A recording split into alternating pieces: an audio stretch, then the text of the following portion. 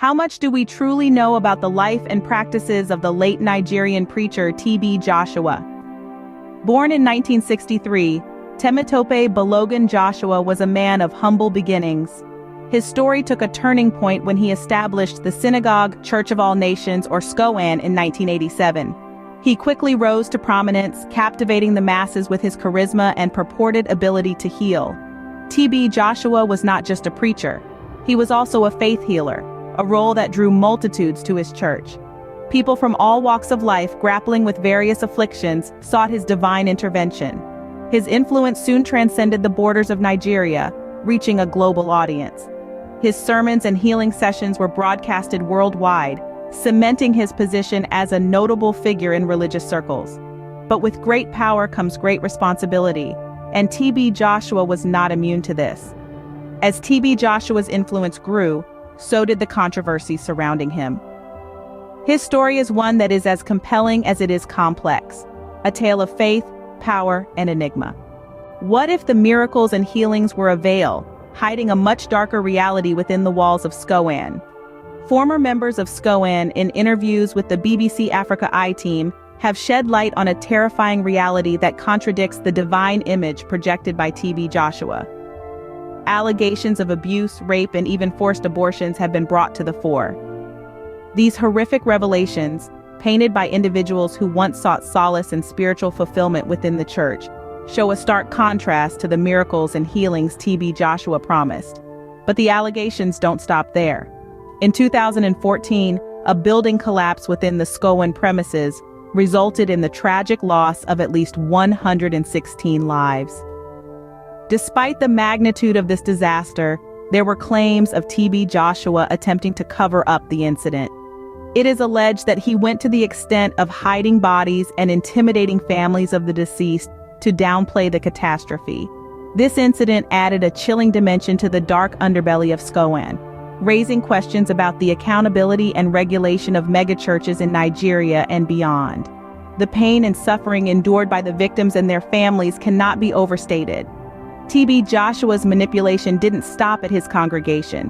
His influence and wealth were allegedly used to silence critics and evade justice. From connections with powerful politicians and celebrities, to paying off victims or threatening them with violence, TB Joshua's tactics to maintain his untouchable status were both cunning and ruthless. The exploitation of his followers' desperation and vulnerability was another tool in TB Joshua's arsenal. Promising cures for diseases and solutions for personal problems, many of his followers ended up worse off, deceived, abused, or abandoned.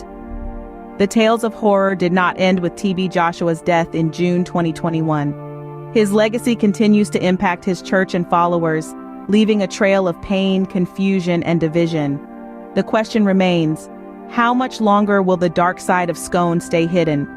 With TB Joshua's passing, what has become of the church he left behind? The Synagogue Church of All Nations, or SCOAN, found itself in a whirlwind of uncertainty following the death of its founder and leader, TB Joshua. At the heart of the turmoil was the question of leadership. Who would take the helm and steer the church through the stormy waters? Evelyn Joshua, TB Joshua's widow, emerged as the new leader, a move that was not without controversy.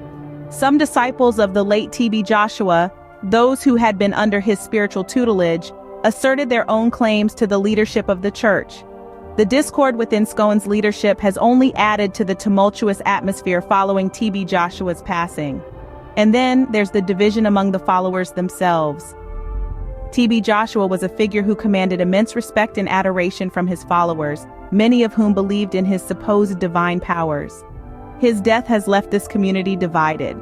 There are those who remain steadfast in their belief, holding on to the hope that he will resurrect or return. Yet others have started to question his authenticity and authority, particularly in the wake of the shocking revelations about the abuse and exploitation within the church. The legacy of TB Joshua is, therefore, a complex one.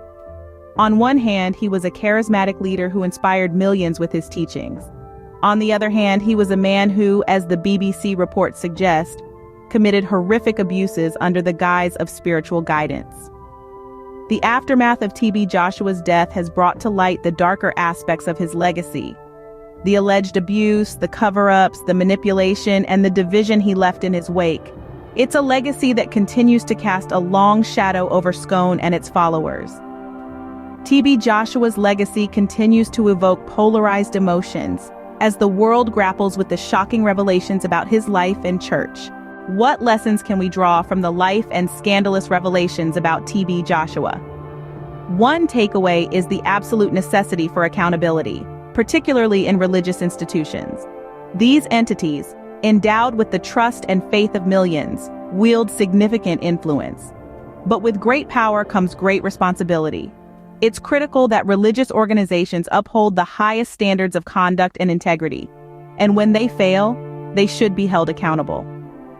Moreover, the TB Joshua case underscores the vital role of investigative journalism in shedding light on hidden abuses. The relentless pursuit of truth by the BBC Africa Eye team has brought to light shocking revelations, sparking outrage and calls for reform. This is a testament to the power of the press in holding the powerful to account. As we continue to unpack the life of TB Joshua, one thing remains clear: the undeniable need for transparency and accountability in all spheres of life, religion not exempted.